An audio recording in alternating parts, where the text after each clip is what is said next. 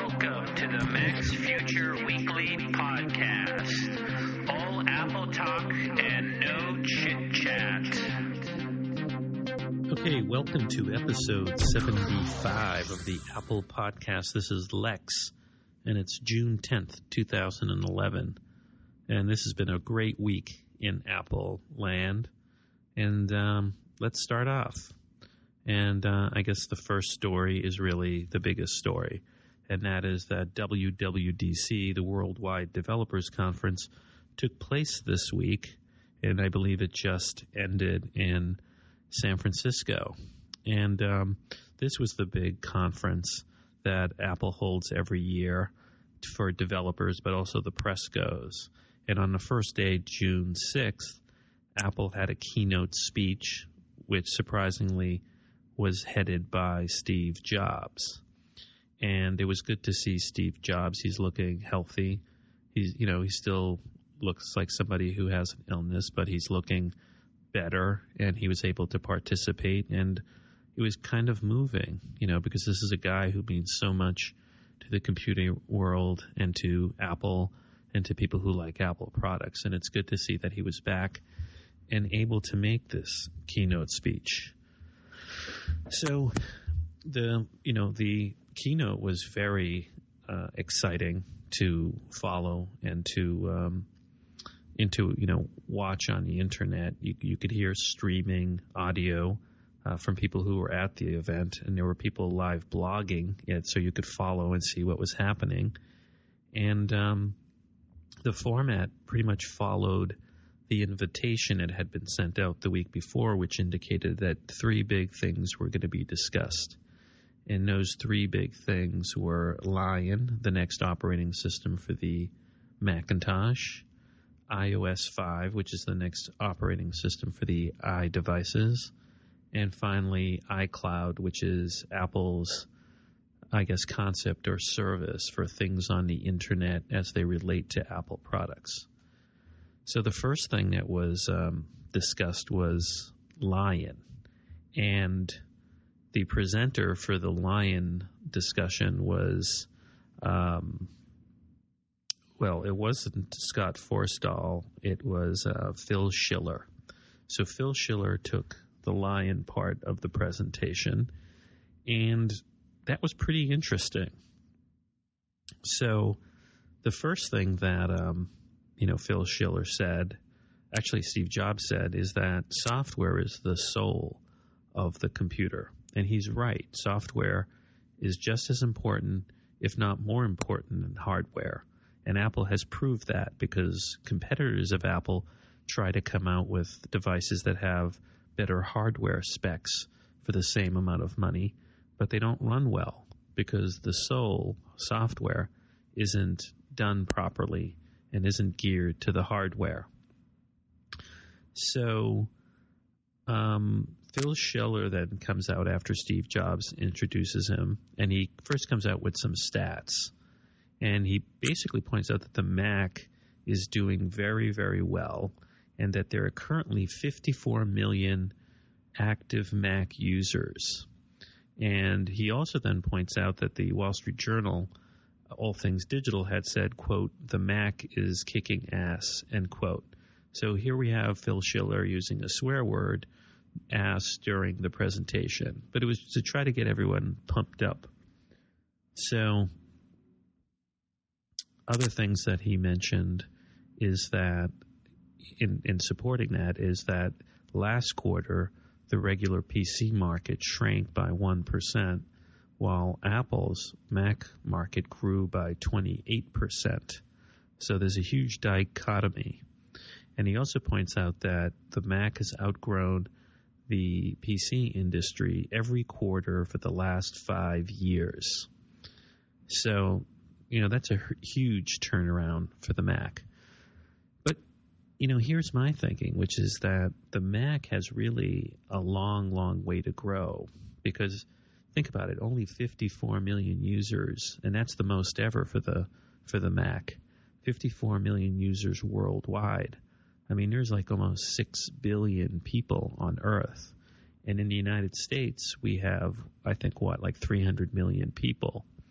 So there's a lot of room for growth for the Mac, even beyond 54 million. I mean, I could see one day there being 100 million Mac users, but that's for a later discussion. And really, will there be a Mac? Because as we talk about what happened at WWDC, we're going to be talking about how the Mac and the iDevices, the iPhone, the iPad, and the iPod Touch become closer and closer in terms of devices and are very similar. So let's go on to the next part of what was the Lion presentation. Okay, so Phil Schiller started off by pointing out that Lion has 350 new features, but that he was going to focus on 10 which, I guess he thinks are the more important ones. So let's discuss what some of those 10 items were and how important they're going to be to your future computing on Macintosh. So the first thing that he pointed out is that there's more multi-touch built into Lion. And, the Lion beta has been out, and a lot of people have been reporting there's more multi-touch. It clearly is designed to have more 1-finger, 2-finger, 3-finger, and 4-finger swipe built into it.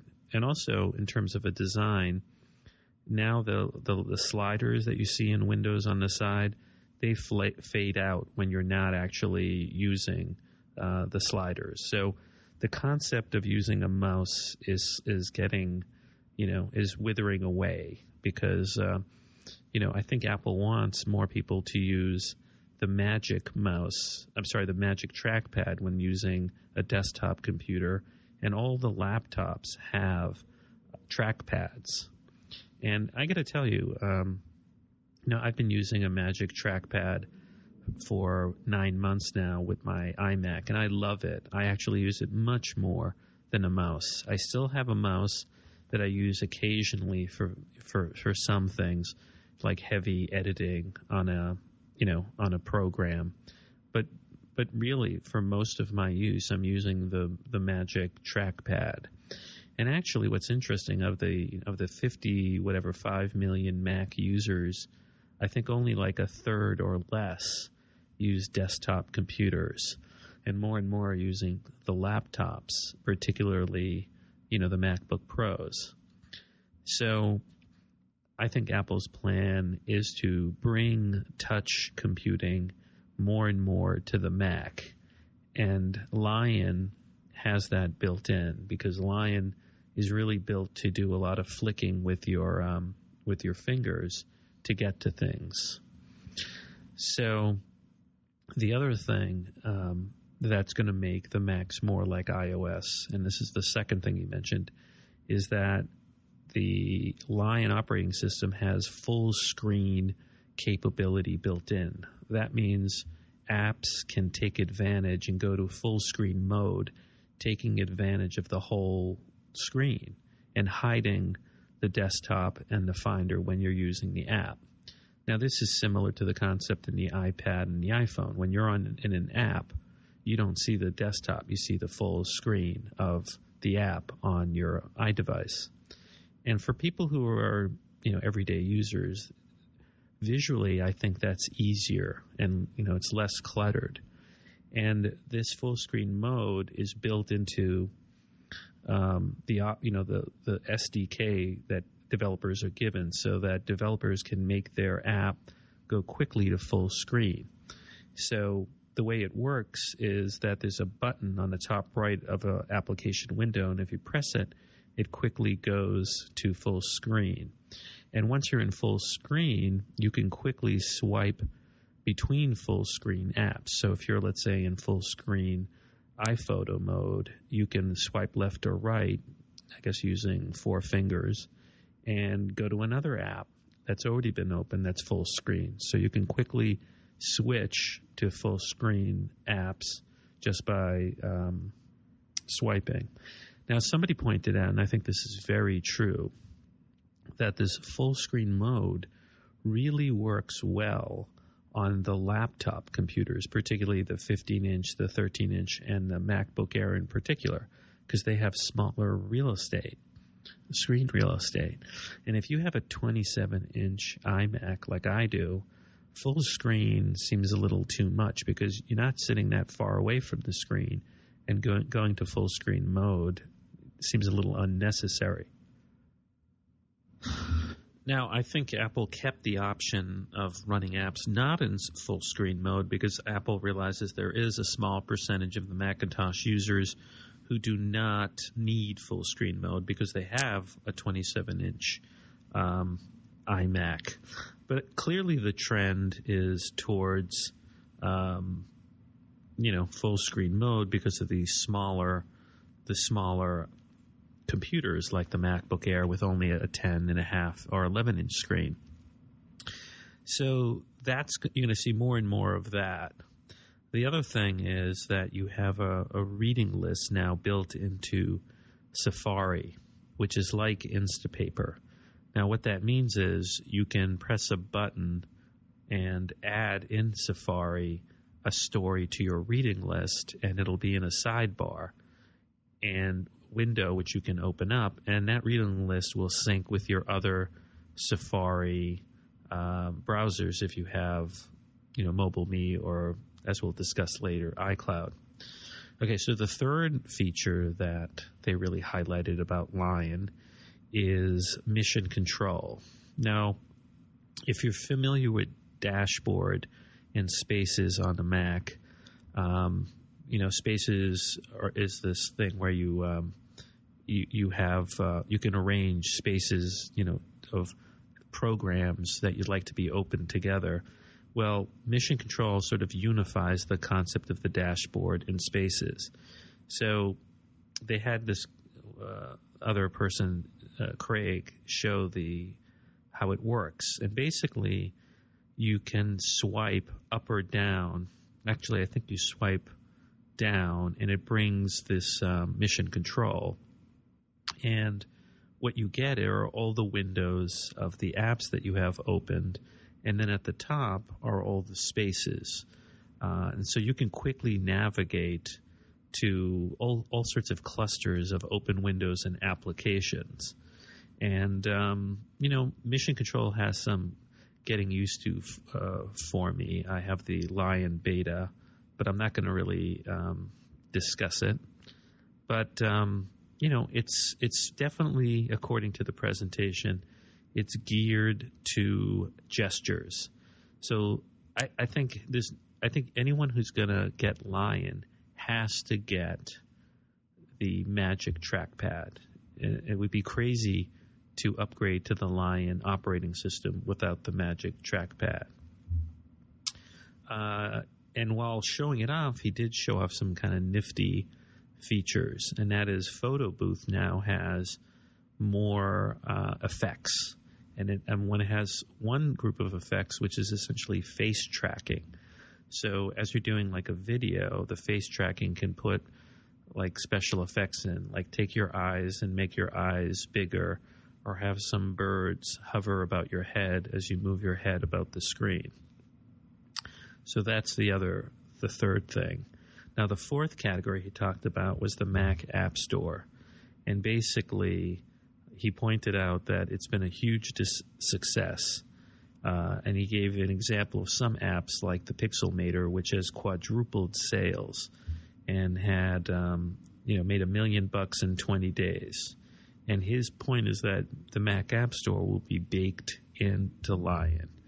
And in addition, you'll have the ability in the Mac App Store, developers will have the ability to have in-app purchases like on iOS, plus push notifications, and then something called Delta updates. Now, what Delta updates are, and this is something you're going to hear about more and more, Delta updates means that when you update an application, you're not going to have to download the entire application or the second version of the application again. So currently the way it works, let's say you have an app that's like 30 megabytes.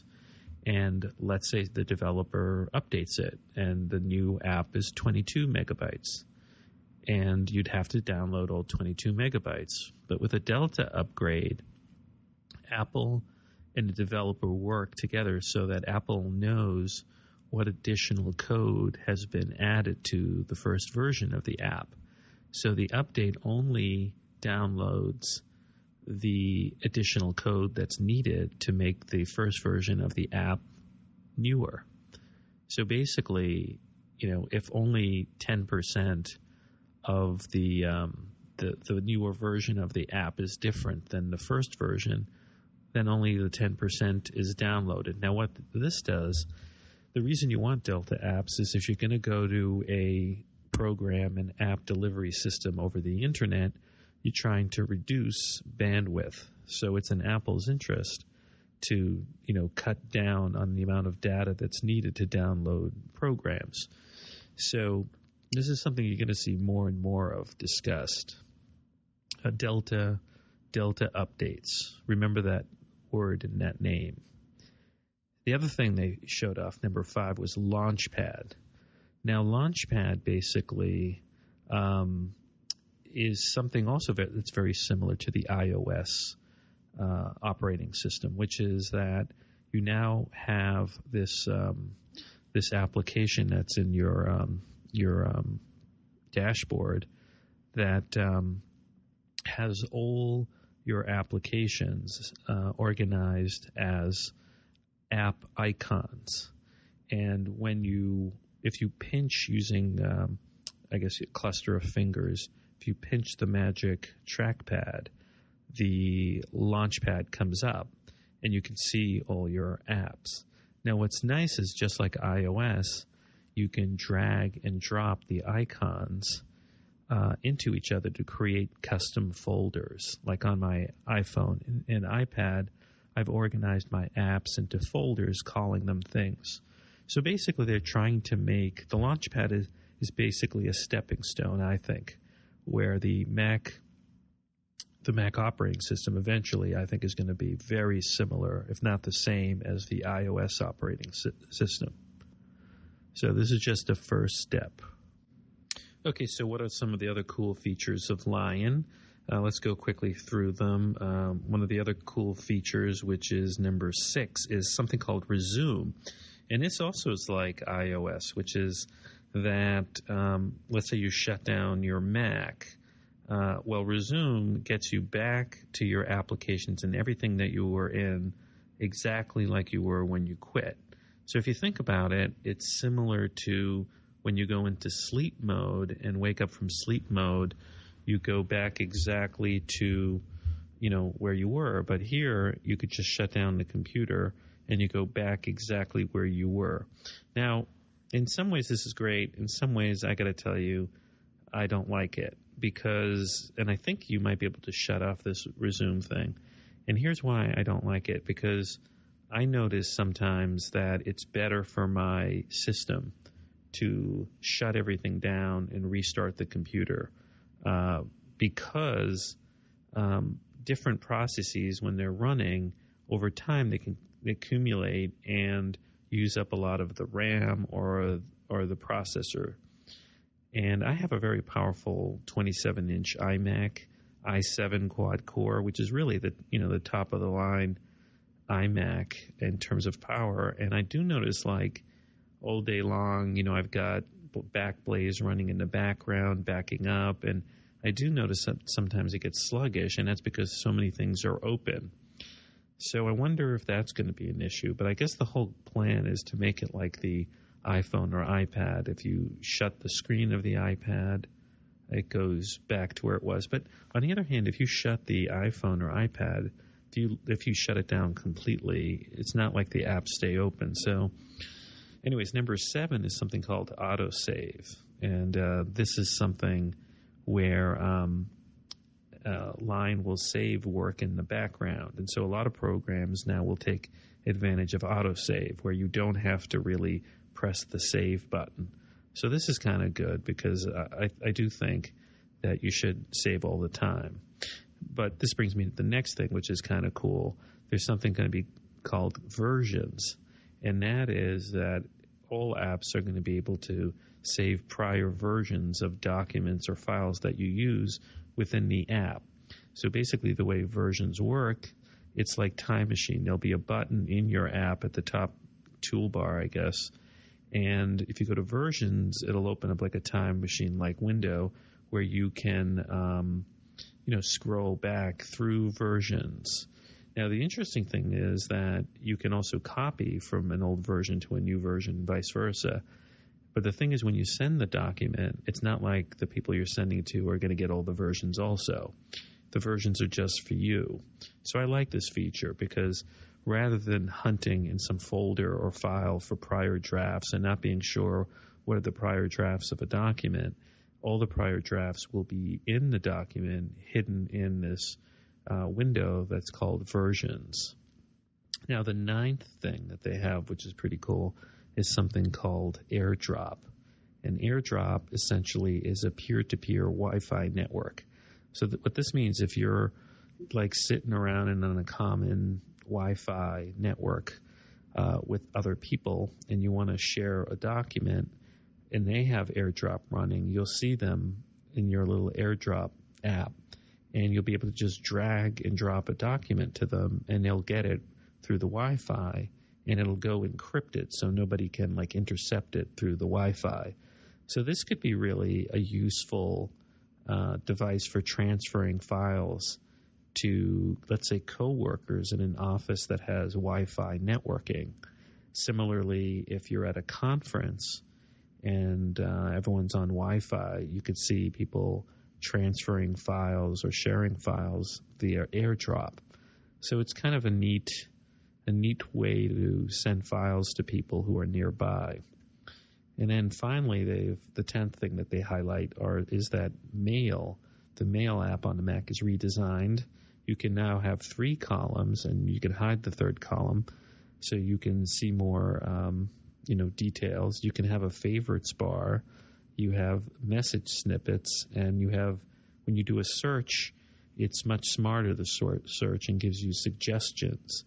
And you can also search by people or subject, and there are things known as search tokens. And significantly, you have Boolean searches.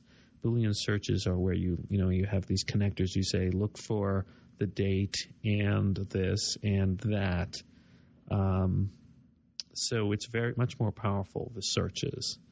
You also have something known as conversations, where rather than having those strings of emails that are bunched together back and forth, you can have it look very pretty without all the kooky email formatting. And the redundant reply messages that you see are stripped out, but you can see it if you want to. But the default is that you see it in this sort of nice conversation view. One of the things they highlighted is that the Mac operating system Lion has 3,000 APIs. So APIs are, the things that developers can take advantage of when making an app. Now, here's the kicker. The Lion operating system is only going to be sold through the Mac App Store. That means you're not going to have a DVD. That means you're just going to download it through the Mac App Store. But the good news is it's only going to cost $29.99. So it's going to be very cheap. And because it's being sold through the Mac App Store, you can install it on many computers without paying anything extra. So if you think about it, if you have 5 computers, that's only $6 a computer for a new operating system. I mean, if you think about it, in the old days, it was like $129 for one license of a Mac. And certainly Microsoft charges hundreds of dollars per computer for a Windows computer. So this is going to really put pressure, I think, on Microsoft and give Apple an advantage in the enterprise, because you could see a small business that has, let's say, 500, or 100 computers, right? Instead of 100 computers, and I think you can put the Mac app on 10 computers with one license, right? So 100 computers would cost $300 in operating costs, while for Windows it could be like $10,000. So I think you're going to see a lot of small businesses embracing Lion and abandoning Windows. Okay, so the next thing that they really went into was iOS 5. Oh, by the way, Lion is going to be available to everyone in July, and the final beta, or the developer's view of Lion, was available immediately. So a number of people downloaded it, but very soon people will have Lion. And I predict that Apple will roll out updated MacBook Airs with Lion in July. There's already reports right now that some manufacturers or suppliers for Apple are making the next version of the MacBook Airs. So if you're interested in MacBook Air, I would hold off. I don't think it's worth getting now, because I really do think an update is imminent. And the new MacBook Airs will probably sport the new, Sandy Bridge processors, that have the i3, i5 core processors, and probably also have the Thunderbolt connection out. And I think it's worth waiting, because there's going to be probably a significant speed bump in the MacBook Airs. So let's go to iOS 5. Well, this was a huge announcement, and iOS 5, let me just get to the bottom line. It's going to be released sometime at the end of the summer, in the fall, in September. Now, let me just say that iOS 5, the beta was immediately made available to those in developers program. And what's interesting, you get a little certificate if you make your device compliant to run the iOS beta. And it basically says that the certificate to run the beta, expires on September 2nd. So maybe in the first week of September, maybe as part of the back-to-school music special, that's exactly when the iOS 5 will come out. So there's a whole slew of things, and they highlighted really 10 things in the iOS 5.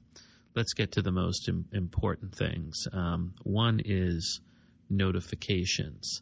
Now this was something people really want in iOS 5, and what notifications are is you get all your alerts and notifications in one place, and essentially it's this drop-down screen that's at the top of your screen on an iPad or an iPhone, and basically you swipe it down, and it reveals the notification center. And also, you don't get interruptions. The notifications don't interrupt you.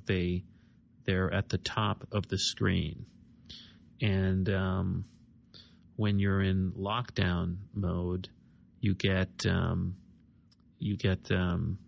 swipe quickly to look at the notifications from the lockdown screen. So even when you're locked down, you can get the notification. So it's a pretty cool device, or thing. I think people really wanted this. I think they were jealous of what the people in the Android community were getting. And when you're in this notification screen, you can tap on the notification and it'll take you to the app. So it's just a much more elegant implementation of notifications. And you can set it up to have different notifications go to this notification center. So, you can have your stock quotes go to it, or the weather, or the emails or text messages that you're getting. So, frankly, it's just a great way to see your stock quotes and your weather, anything like that. So this is something, people are really excited to have. Okay. The other cool thing that was announced is that the Message app has been upgraded to something called iMessage. Okay, so an iMessage essentially makes texting easier and cheaper. So what is iMessage? Well, remember, you have a Message app in your iPhone or iPad, actually on your iPhone, and it's for text messaging. And I never use it. And I never use it because I think it's just crazy that I pay $30 a month for unlimited internet access on my iPhone through AT&T, and that AT&T wants to charge me more money for texting. So I forget what they charge, like $10 or $15 or $20 for an unlimited texting plan. It makes no sense because text messages take up hardly any data.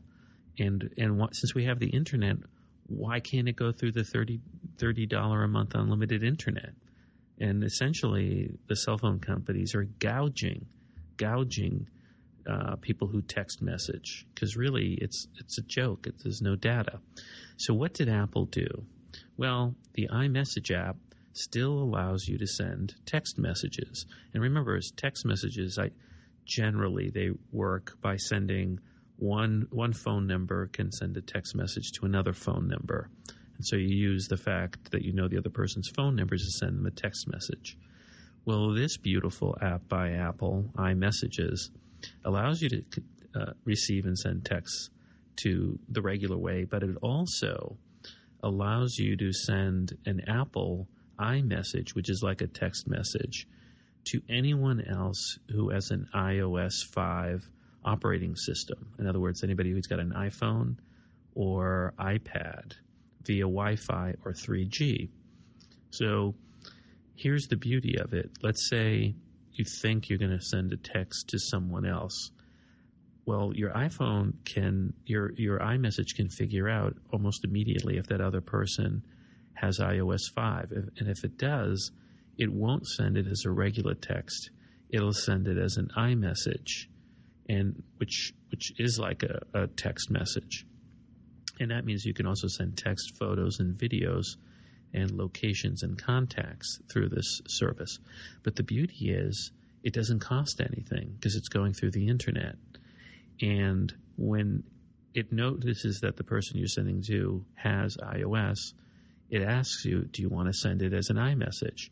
And an iMessage is in blue and a regular text message is in green. So basically, people who have iPhones, if they've been texting each other, are going to be able to suddenly send iMessages for free to each other.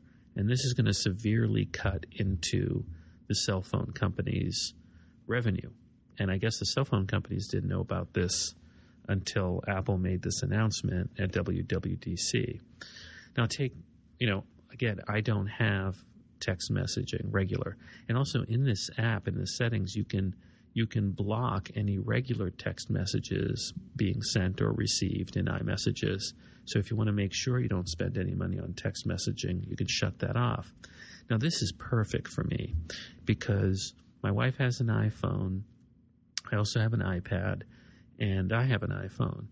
And my wife and I could now start texting each other through this, iMessages app. Now, before, there are these third-party apps that you could, text message without doing it through the phone.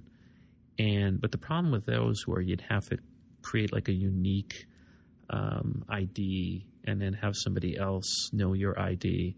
The beauty of iMessages, though, it just works with your regular phone number and your regular contact. So I think this is going to be a huge hit. And you can have running conversations back and forth with the text messaging. So I think people are going to love this. And, let's say as more of your friends or family have iDevices like the iPod Touch or the iPad or the iPhone, you're going to be able to quickly and seamlessly message back and forth. So this is a huge improvement, and I think people really, really love it. All right, the other cool thing I want to get to is reminders. So there's this great new app in iOS 5 called Reminders, and it's basically like a to-do list and a calendar, and so you can put your to-dos and reminders in it. And it's really elegant, and it works. I don't know if it works with your calendar. I think it's it's integrated with into the iOS 5. So it's it's pretty cool. It works with iCal and Outlook and iCloud. I'll get to iCloud. So when you make a change in it, it automatically updated on your devices and your calendars. Now, the cool thing about reminders is that not only can you pick a date and time where you want a reminder to go off, but you can pick a geographic location.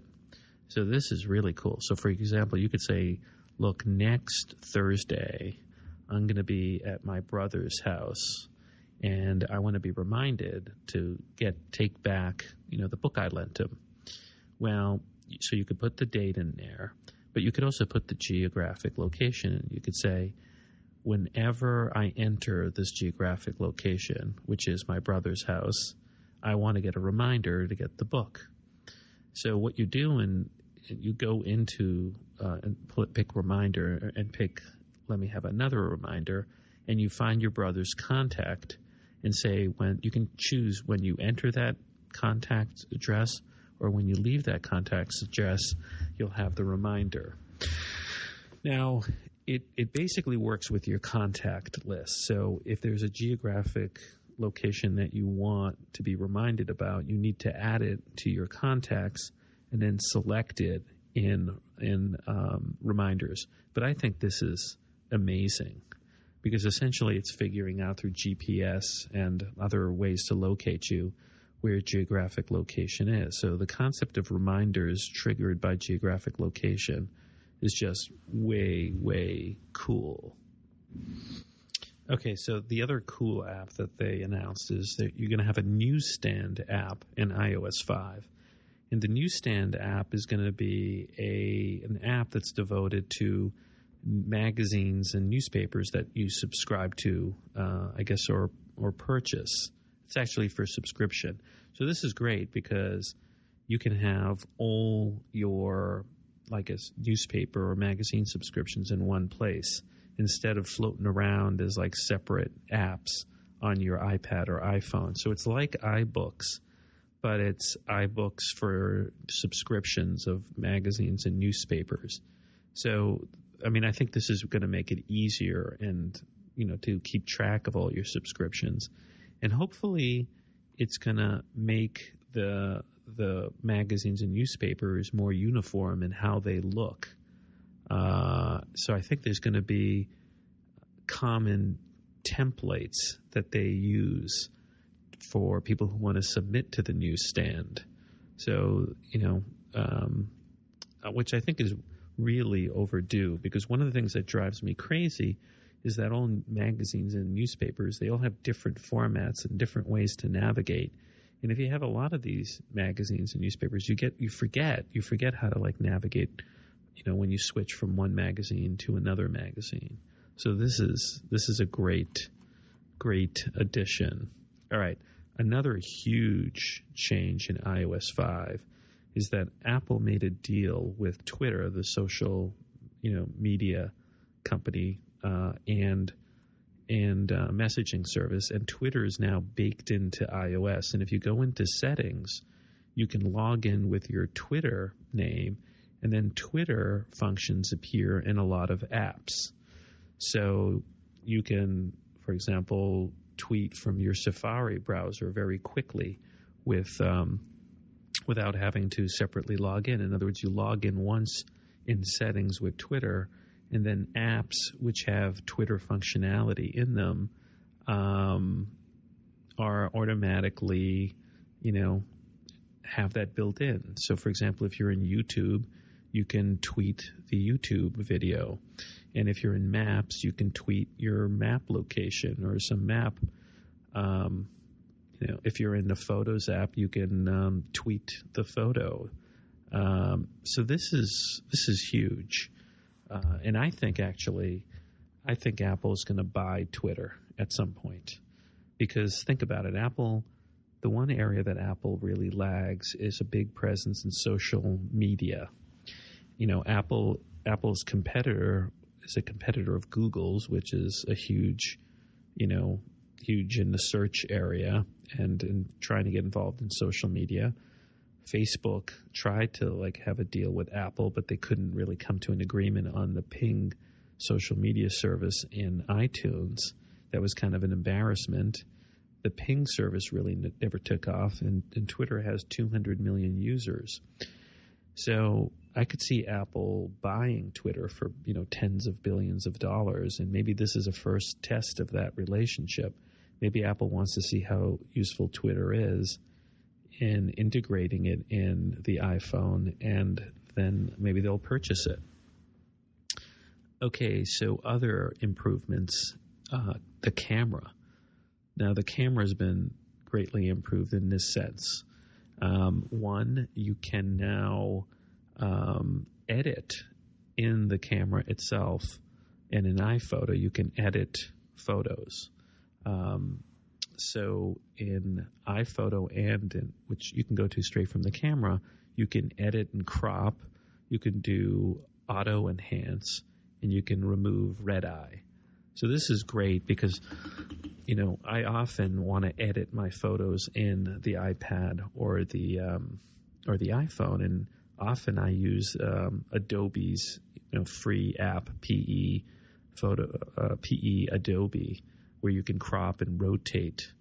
So this is just going to make it easier. I can do it right in iPhoto.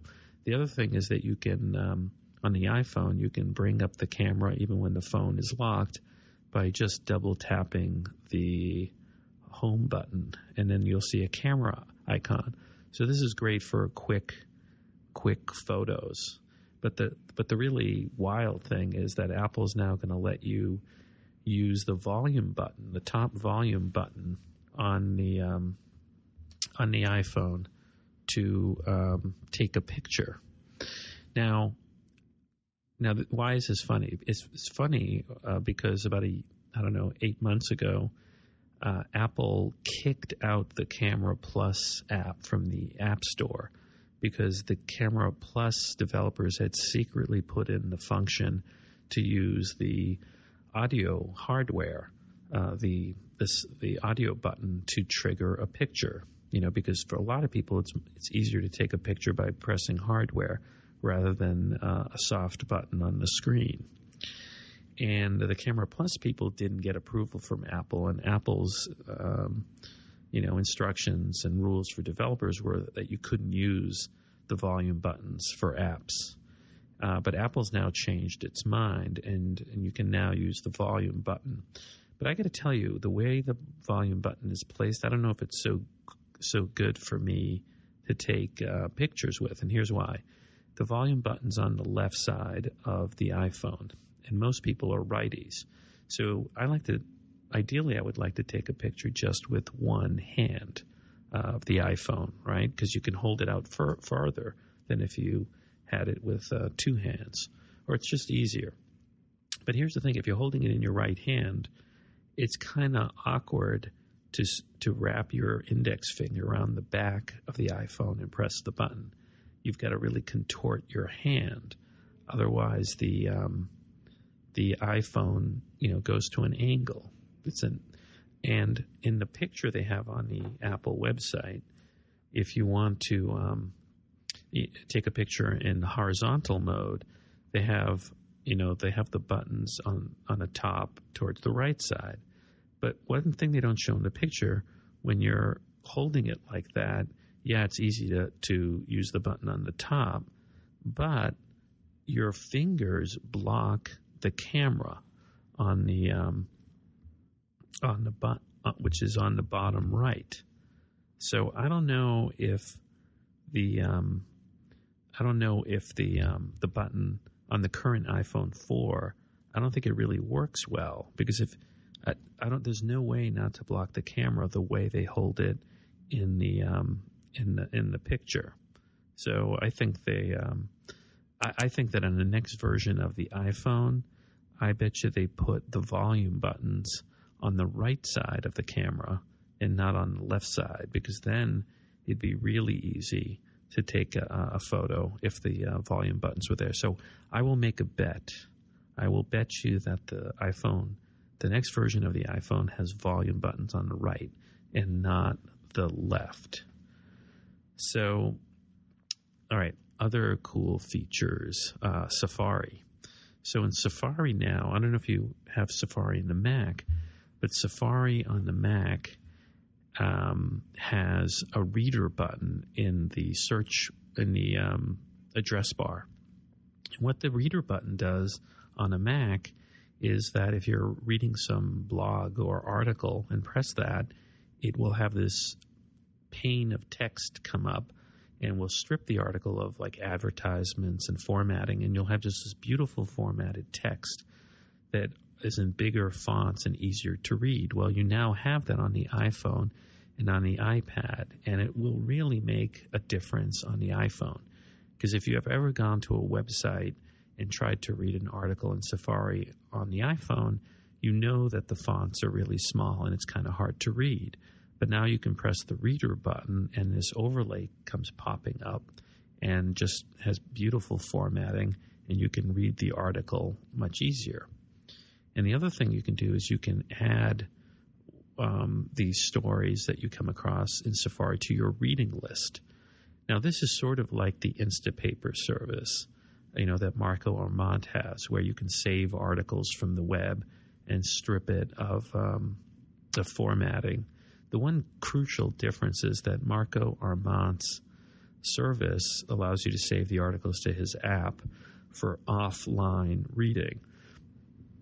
This reading list function in Safari on iOS devices does not allow you to save the articles for offline reading when you're not connected to the internet. Rather, it's almost like a different form of bookmarking. And instead of bookmarks, these are your reading list. Now, the other big thing is that the Safari browser in iOS now has tabs.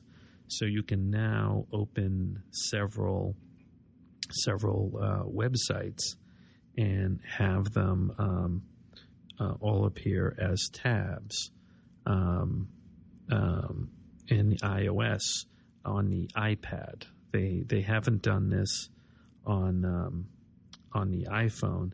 It's just for the iPad.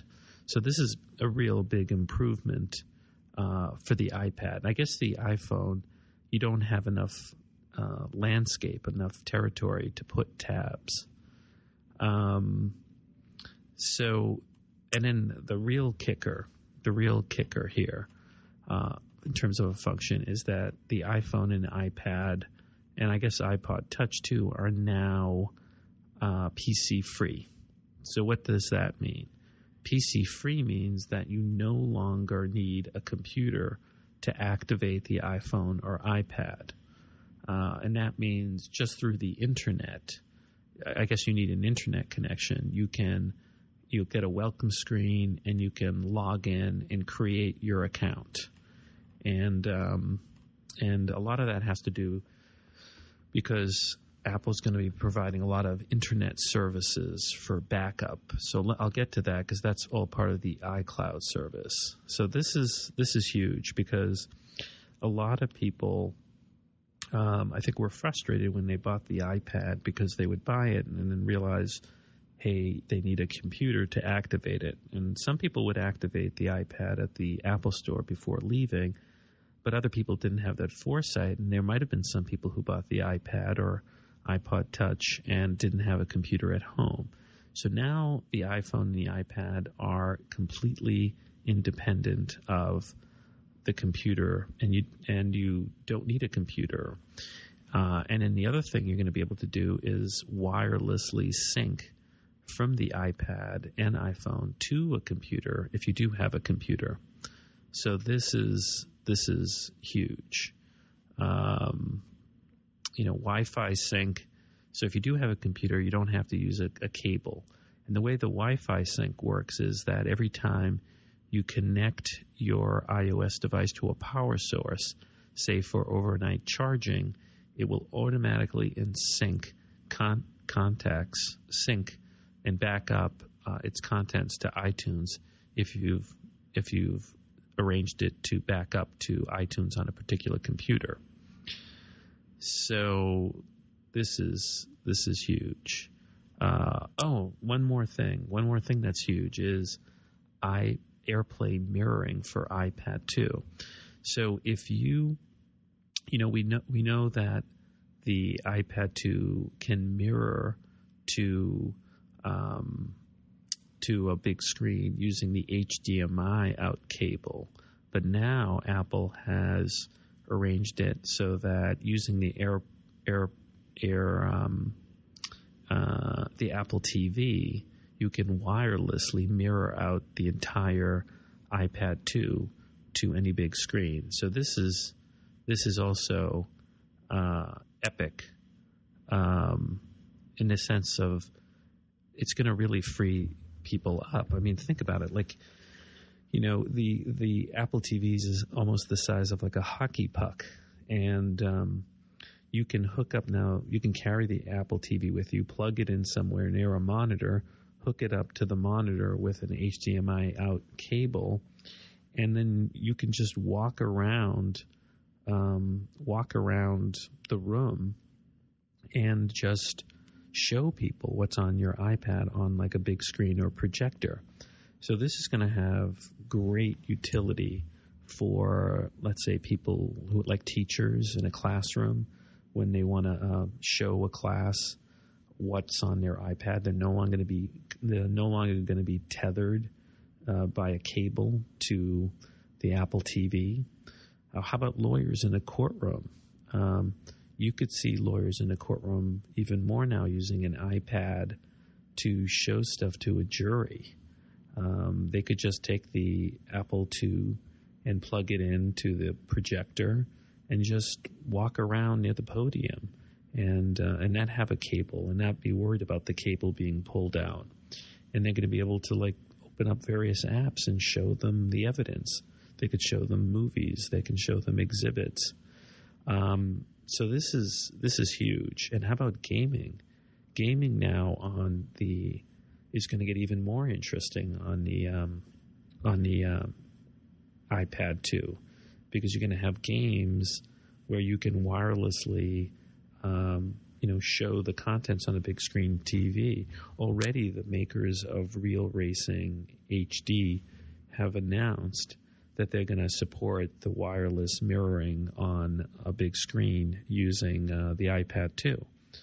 Now, I wouldn't be surprised if Apple comes out with a version of the iPad 2 that has Wi-Fi built into it, so that it becomes its own Wi-Fi router. I think that's the next place that the Apple TV goes to, because if it does that, then you won't need to bring a Wi-Fi router with you when you set up the Apple TV and the iPad mirroring.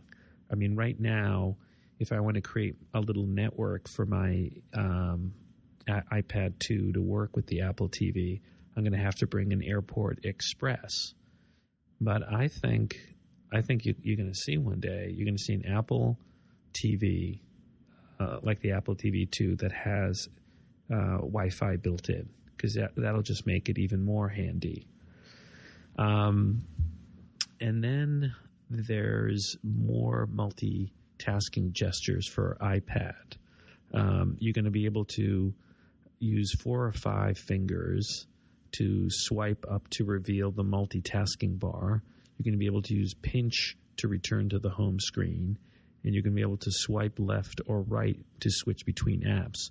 And this has already been activated for developers. There was a hack that went around a while ago that anyone could do if you just hooked up your iPad to Xcode.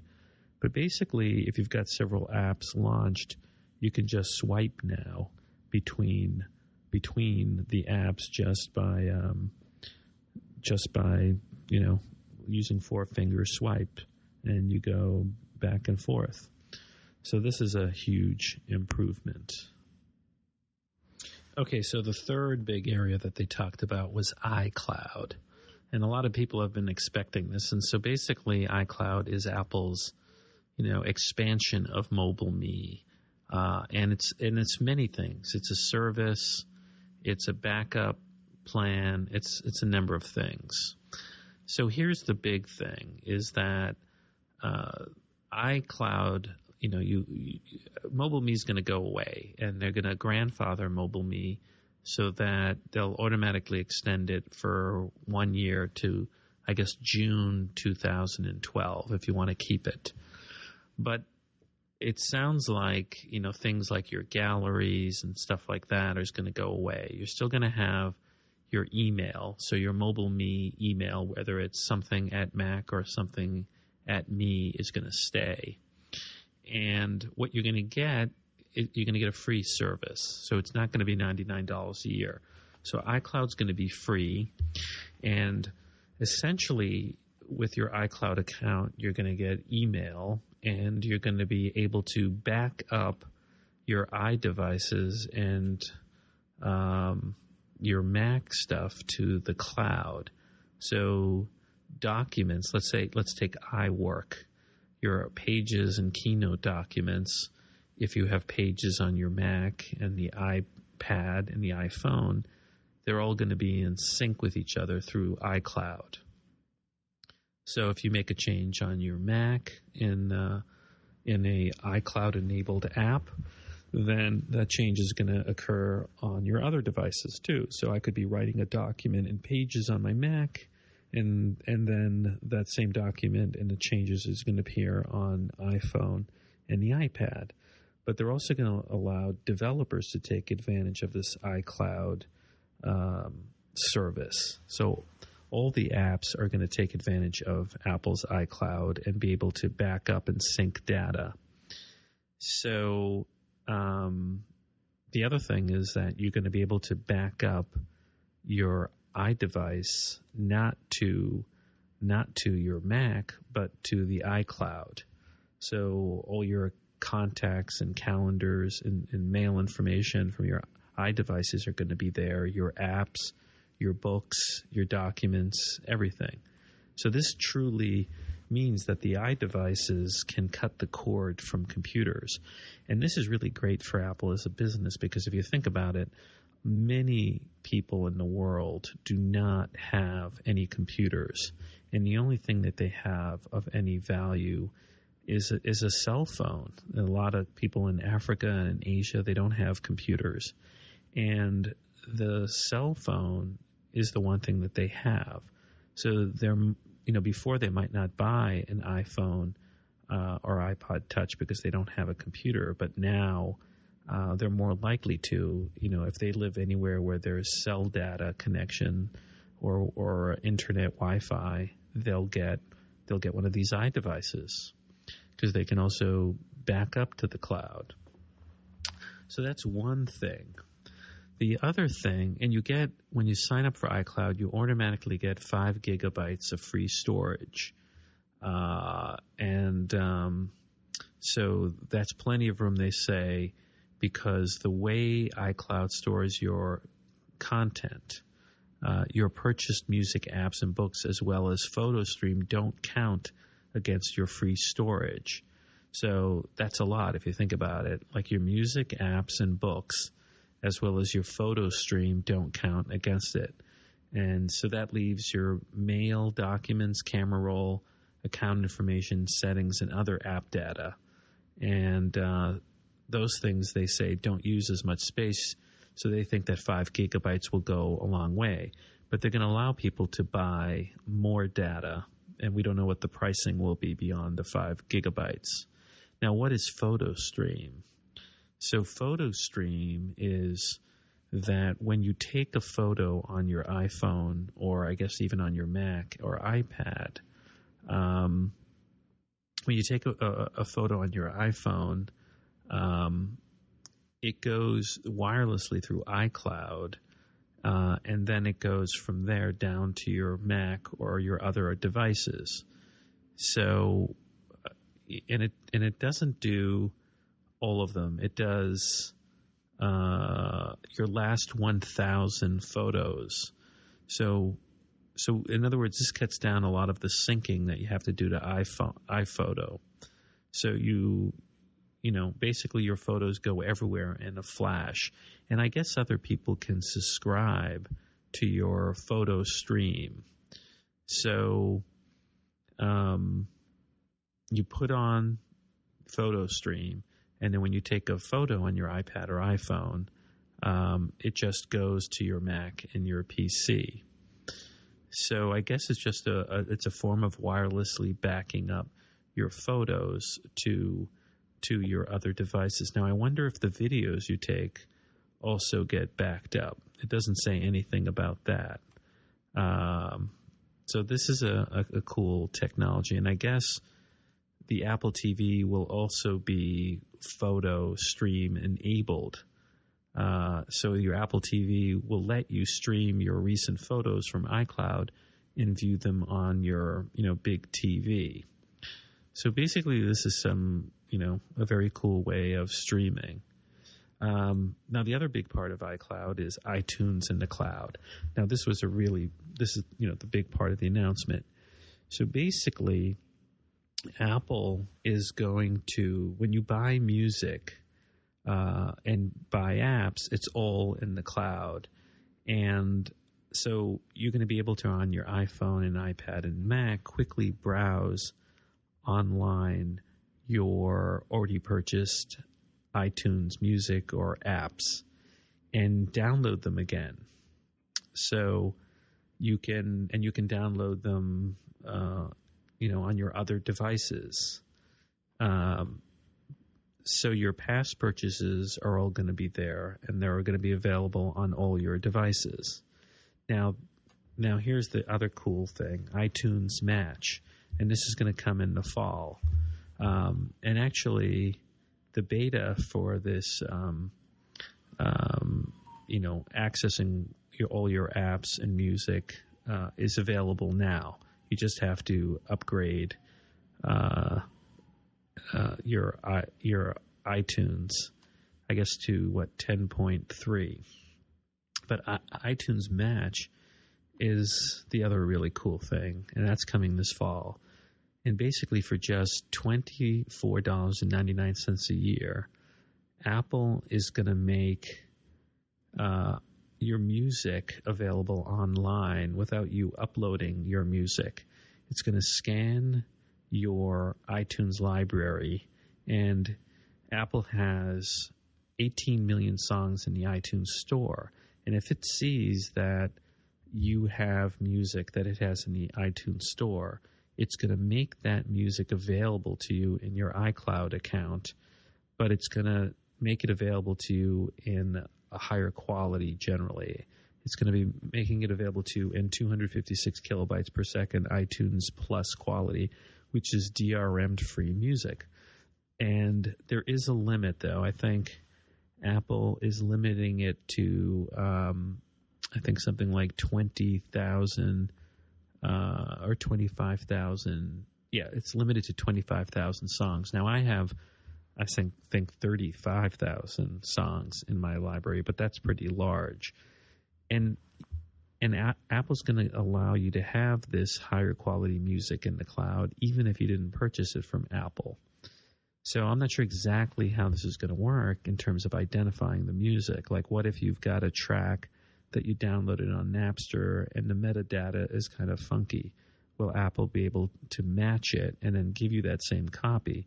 But what this means is for $25, you're going to be able to upgrade all your music and have it in the cloud without having to upload anything.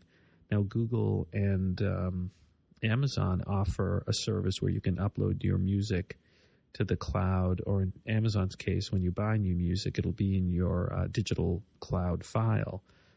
But they don't have any service like this, which just scans what you have and then makes it available on the cloud. Now, the current form of this iTunes Match is that you can then download the music to any of your devices.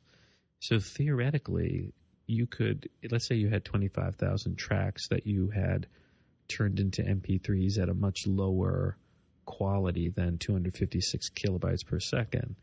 You could use this service, pay $25, and have 25,000 tracks suddenly available to you at a higher quality. You could then download the 25,000 tracks and then end the iCloud service after a year, and you have much higher quality music in terms of 256 kilobytes. So that's one strategy people could do. And one frustration people have are that Apple didn't offer streaming service. In other words, you're going to have these, let's say if you had 25,000 tracks, you're suddenly going to have them available in your iTunes Match account for $25 a year. And you're going to be able to, wherever you are, download it. So let's say, you want to hear some music on your iPhone and you didn't have the music, you just go to your account and download it. But Apple doesn't have a streaming service. What if I just wanted to stream the whole song and not download it? I suspect that Apple will offer streaming. I suspect that, this isn't going to be rolled out to the fall. And I suspect that when this is rolled out in the fall, Apple's going to have its big music event where it introduces the new iPod Touches and really rolls out this iTunes Match. And I bet you when they roll it out, they're going to suddenly announce that, hey, there's also this streaming service, and they're going to have an online and an app that streams all your music that's in iTunes Match. But I also bet you in the fall, when they roll this out, Apple's going to announce that for an additional fee, this is my guess at this point, Apple didn't say this, that for an additional fee, Apple's going to make other music available for you to stream, sort of, like those streaming services where you pay a fee like the Zune and get access to other music. So, this iTunes Match thing I think is great and does sort of blow away what Amazon and Google's doing. But the key is if they allow you to stream it as well as download it. And I would like to see them expand it beyond 25,000 tracks, because there got to be people like me who've got way more than 25,000 tracks. So that's iCloud. Basically it's just a really expansion of what Mobile Me is. So you're not going to have the name Mobile Me anymore. Instead, you're going to log in to your iCloud account, and it's just going to make everything work better, as Steve Jobs says. Okay, so, we're running out of time, and there's so much to talk about Apple this week. I wasn't able to get through all of it. So please check out the iPad podcast, which comes out on Sunday, and it should come out, let's see, today's the 10th of June, on the 12th of June, and I'll have even more about what happened this week and WWDC. So here are two last things to mention that are really great in iOS 5 I can't wait for. And it has to do with accessibility. Accessibility is that thing in the settings in the iPhone and the iPad, which is really for people who, are blind or deaf or have any sort of physical challenges. And there are two really cool things that really anybody can use. And one is if you go into settings, you can go into notifications, and under notifications, like there are vibration notifications. In other words, not rings or sounds, but when the iPhone vibrates. Well, now if you turn on custom vibrations, you can go into your contacts and give each one of your contacts your own vibration, custom made. And it's a very cool interface where you literally record your own vibrations. So the screen comes on and you tap, or you could create a pattern like some of the defaults are like SOS, but you could create your own vibration patterns and save it and give it a profile name like, Bibbidi Bob, and then assign it to any contact. So that's really cool. Now, the other really cool thing is it looks like for accessibility, they're going to have gestures in there. And gestures are where you're going to be able to record some gestures on the screen of your iOS device. Now, it hasn't been enabled yet, but it looks like you're going to be able to assign it to some function. Now, jailbreak apps have done this in the past where you could create some sort of swiping motion on the surface of a touch device that would launch something or cause something to happen. Right now, it's not activated, but the setting is in there. And then finally, I think built into iOS 5 is the ability to create text shortcuts. This is sort of like, what is it, TextMate or, the shortcut thing where you type a few letters and then you let's say you don't want to write out your name all the time or type it out. You can put the initials in, and then if you type that triggers it. So that's built into iOS 5. So anyways, it's really, really cool, all of this stuff. So listen, thanks for listening to episode 75 of the Apple Podcast. This is Lex at Max Future. Please check out the blog at maxfuture.com. And, please, any positive comments or feedback in the iTunes store would be very helpful. This is a commercial-free, chit-chat-free podcast. So thanks for listening, and see you next week. This has been a Max Future production.